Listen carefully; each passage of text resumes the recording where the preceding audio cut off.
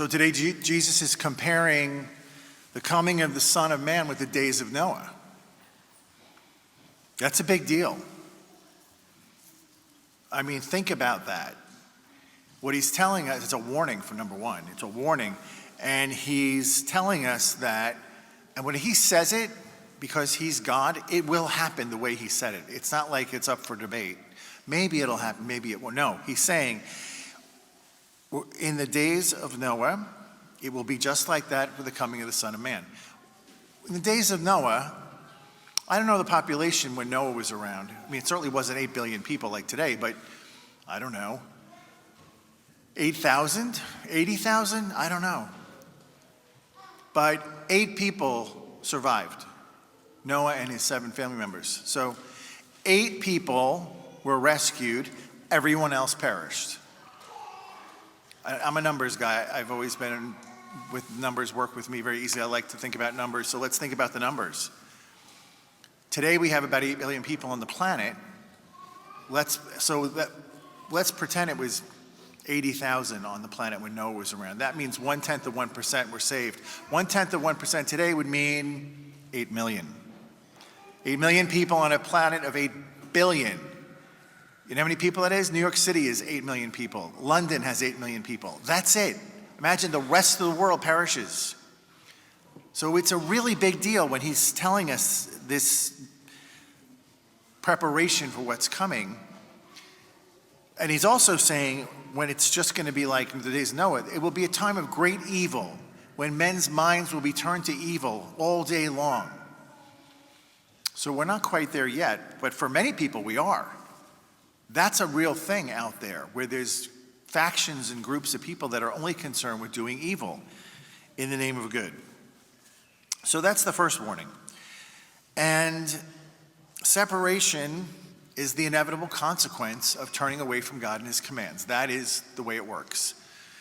You can't go through this whole life rejecting God and his commands and then expect to spend eternity with him in heaven. Why would that be some kind of equation that would make sense in this life or the next? It doesn't. The only way that could happen is if there's a very powerful moment of conversion at the end of life, like the thief on the cross. But if you don't get that conversion, you don't make it. And that's a terrible tragedy. You could have all the money in the world. You could be a Bezos or a Musk or any one of these billionaires, Trump. If you don't get to heaven, you're a big loser. Period. There's only 2 places you go at the end of life. You go to heaven, you go to hell. You might pit stop in purgatory on this one, but you're ultimately getting to heaven. So you're either going to be a winner or a loser. And if you're a loser, it's eternal loser. It's like there's no do-overs. So it's important that we take this very seriously. What happened in the days of Noah? Well, the first attack always by the devil is against who we are. It's against identity. He attacks your identity. If he can destroy your identity and who you should know you are, sons and daughters of God, if he can destroy that, then he can manipulate you into thinking you're anything else. He did it with Eve. He tried to do it with Jesus in the wilderness. And he tries to do it with all of us every day. He tries to tell us who he wants to define us by, not who we are.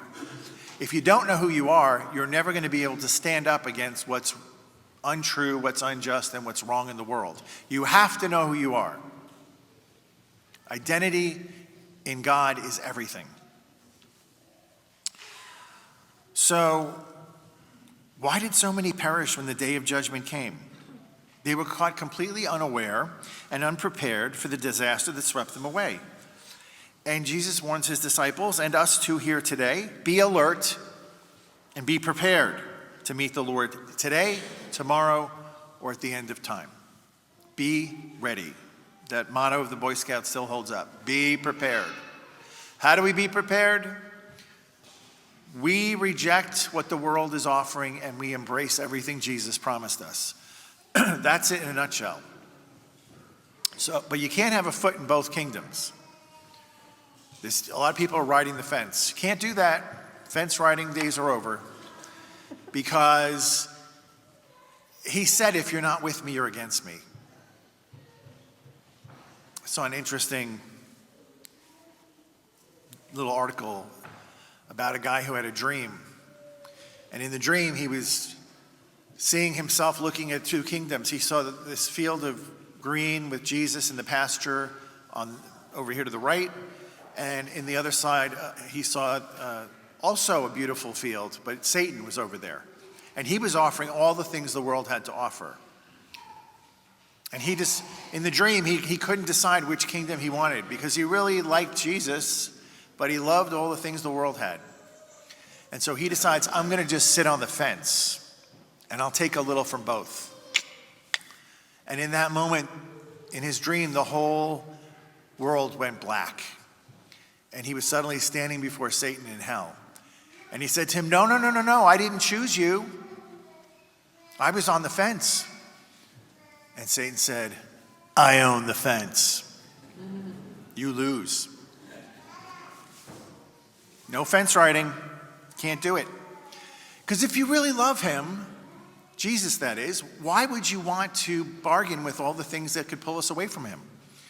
I mean, I understand concupiscence and how it works, but at some point we have to embrace our big boy pants and realize we're adults now. It's time to choose for what is good for us, for our families, for our marriages, for our parish, for our towns. What is going to bring forth the good, the right, and the just? It's going to be Christ and his principles, always. Advent is the time of year where we get to hit the reset button. If you're still alive, if you made it through this year, you hit the button, you say, we're starting over, Lord. I'm going to go into confession this week. I'm going to wash away all my sins, and I'm going to start living for you, 100%, all in. Let's go. He wants this more than you do. So if you commit to it, he's going to do it with you. But you have to cooperate with the grace. It's always a cooperation. As Augustine has said many times, I've quoted this, he brought you into this world without your permission, but he's certainly not taking you out without your permission to get to heaven. You have to cooperate. So the key is, in the example he gives from Noah, the key was the ark. If you got in that ark, you were safe. So, Noah and his family get in the ark. You know, the people around him, they were probably making fun of him. The boat was colossal, by the way. It was a ship of massive, immense size and depth and breadth. And everybody would have been looking at him like he's a fool. It would have taken decades to build that ship. By the way, if you read the scriptures carefully in Genesis, it hasn't rained yet. Did you know that? It says the earth was watered by this mist that came up in the evening and watered all the plants. There was no rain. So they didn't even know what rain looked like until it started raining. And it didn't stop for 40 days. And then the ark came in handy. Suddenly the ark looked kind of good. But it was too late for those who didn't get in. And nowadays, we have a new ark. It's the church. It's the Roman Catholic Church, the Holy Church, the one united, universal Catholic and Apostolic Church of Christ. This is it. And somebody who we can always mirror back and forth, whatever we can say about the church, in our perfection we can say about Our Lady. Our Lady's also the new ark, the ark of the new covenant. Many of the mystics have said in the days to come, in those latter days when it gets very dark, we need to crawl into the Immaculate Heart of Our Lady for refuge. In that ark that is her heart, where she's making a place to shelter us during the storm of life that we're in today. And Our Lady will always lead us to her Son. In fact, she's the fastest and surest way to get to a full union with Jesus is through his mother Mary. Not because she's God, she's not God, because that's the way Jesus wants it.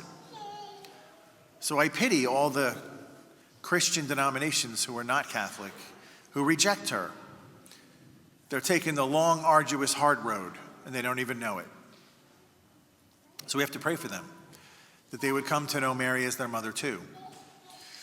Now, we know Jesus is the head of the church. This is not up for debate. Nobody would even try to debate that. Jesus Christ is the head of the Catholic Church, the mystical body of Christ. He is the head, the capitas. I would argue Our Lady's the neck.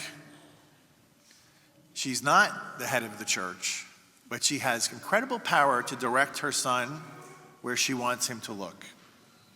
That's what a mother does. She points, says, look over here, look at your child here. This child is asking for these graces, my dear son. Oh, look over here, my Jesus. Look at this child. They need these graces to accomplish the task you've given them. Let's get some grace for them here. You see, she's a mother that's always looking out for her children. If you don't have a good relationship with the Blessed Mother, use these short days of Advent to get closer to Mary, because she always brings you closer to Jesus. Maybe pray the rosary with a new perspective, looking through her eyes at those events in Jesus' life. But in some way, draw her into your Advent preparation, because you won't be disappointed for sure. Now, we have to realize Jesus is both our merciful Savior, who came as that tiny little baby when he came the first time, but he's coming back as the all-powerful judge, which is going to look a lot different than the first visitation. So the same person is both this merciful, humble, tiny little child, but also this powerful, all-powerful, wielding man of judgment.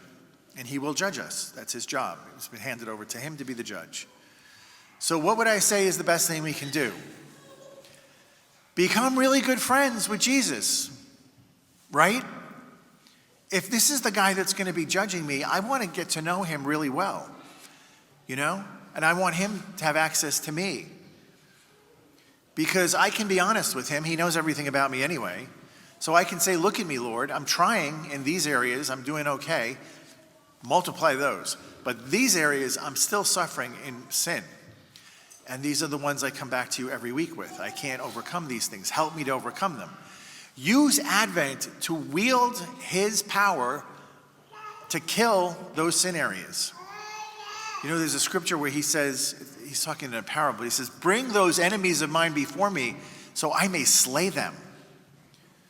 Bring those sin areas that you're struggling with before Jesus so he may slay them and attack them like they are an enemy at your front door of your home with a giant pickaxe trying to break into your house.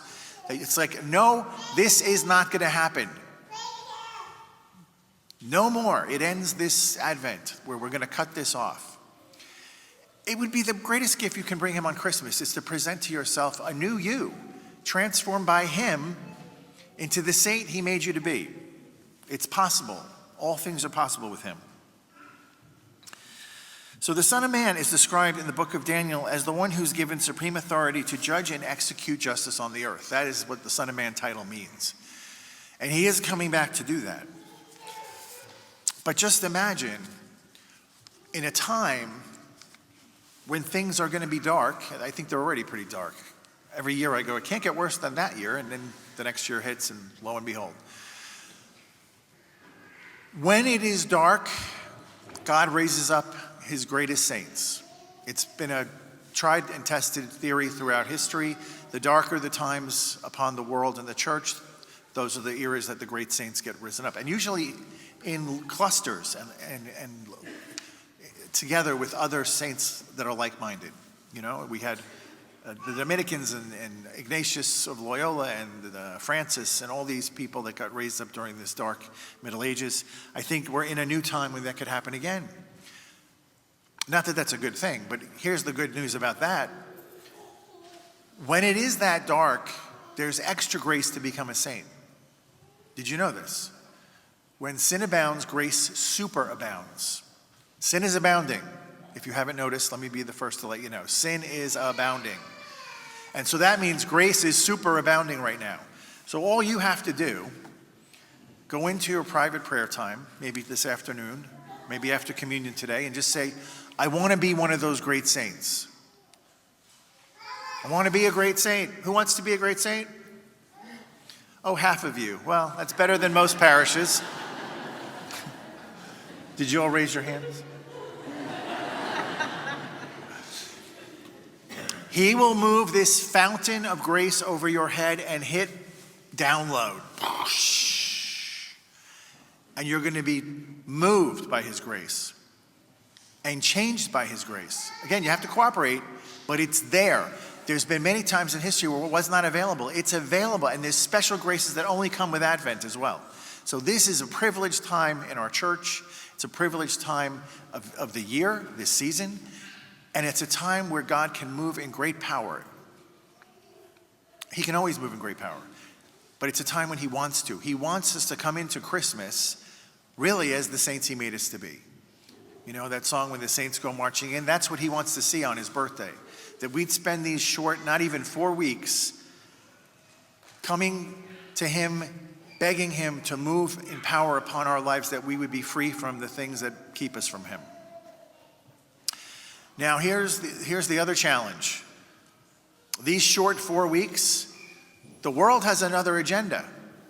It's to keep you busy, spending lots of money, shopping, baking, decorating, running around like a chicken with no head, keeping you so busy you do no prayer. And when Christmas arrives, you're tired, angry, and broke. That is no way to start Christmas. Don't do it. Don't buy into the world. Jesus got 3 gifts for Christmas, and he was divine. Reel it in. Sorry, kids. Reel it in. I'm serious. If you spend magic moments making great memories with your children, that'll be far greater than any gift you can buy them. Years ago at St. Edward, we had a little campaign where we got a bunch of men together. We went out in the woods. We collected sticks, but bigger sticks. And we built mangers out of that wood. And we kept one for each of our families that was doing it. And we made a few extras for people that couldn't be there but would want one. It was great. And you know what happened? The young little boys and girls that helped their dads build those never forget it. They will never forget it. And then every year when you bring out that little homemade manger, you remember that great time you had with your kids and they had with their dad. That's what Christmas is about, bringing the family together, bonding, uniting over Jesus. There's nothing better to come together over, and there'll be nothing better at the end of life when we gather again in his presence.